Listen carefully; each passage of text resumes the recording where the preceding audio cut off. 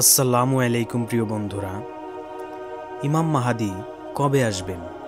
সাম্প্রতিক সময়ে এই প্রশ্নটি নিয়ে সোশ্যাল মিডিয়ায় আলোচনা তুঙ্গে।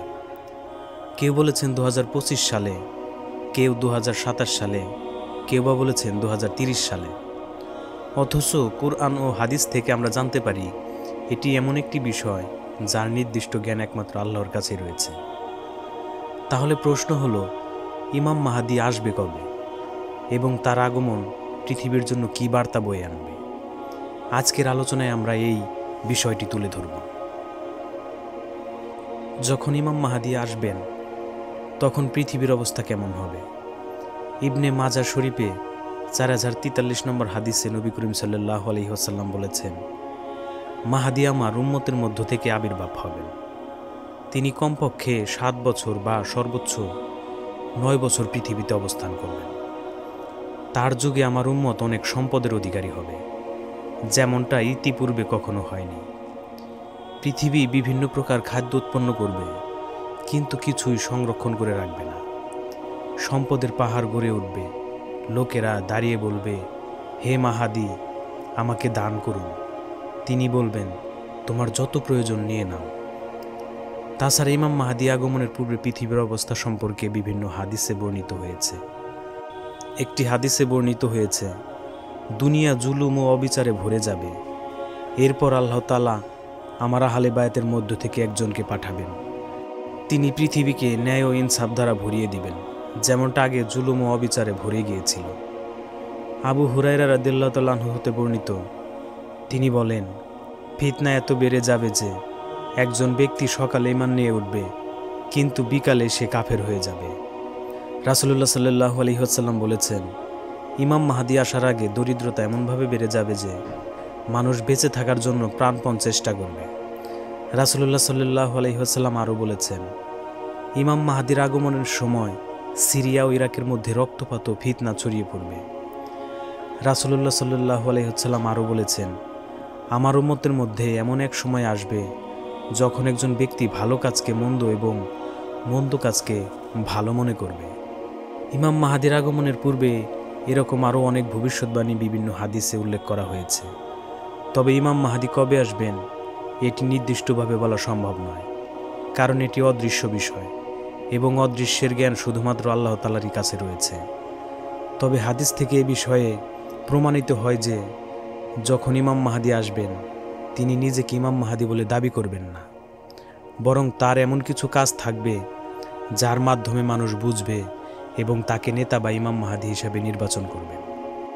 এবার আপনাদের জানাবো, ইমাম মাহাদি আসার পরেই কি সবাই তাকে মেনে নেবে? এ কথা সম্পূর্ণ সঠিক নয়।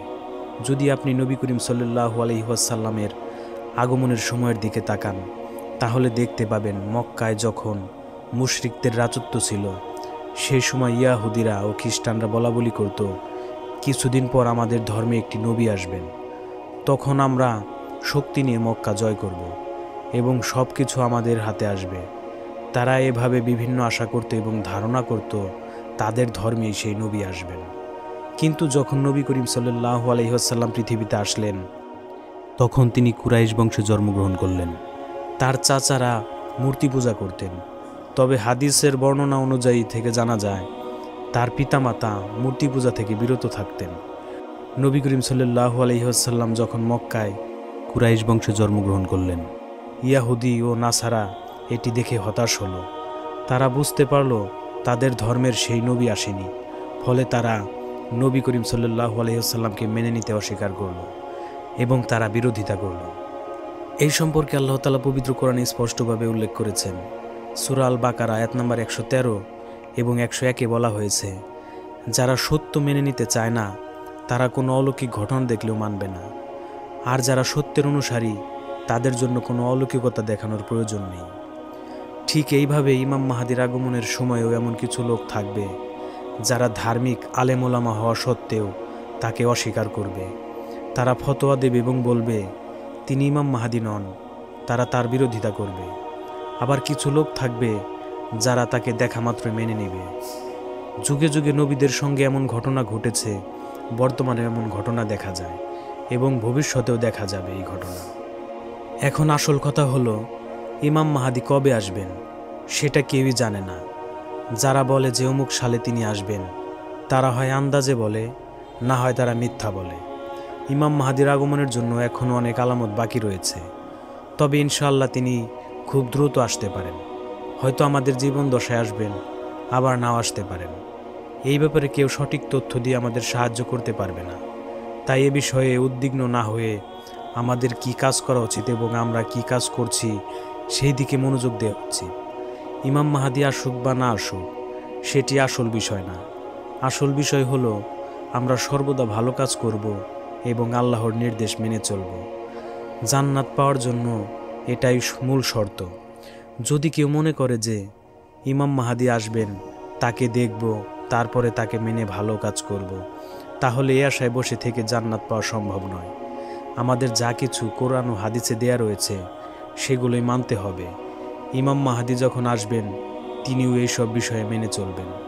আশা করি আজকের এই আলোচনায় ইমাম মাহাদির সম্পর্কে কয়েকটি গুরুত্বপূর্ণ বিষয় জানতে পেরেছেন।